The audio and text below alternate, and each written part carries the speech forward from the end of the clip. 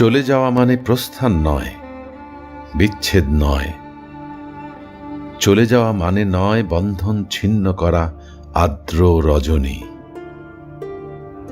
চলে গেলে আমারও অধিক কিছু থেকে যাবে আমার না থাকা জুড়ে। জানি চরম সত্যের কাছে নত হতে হয় সবাইকে।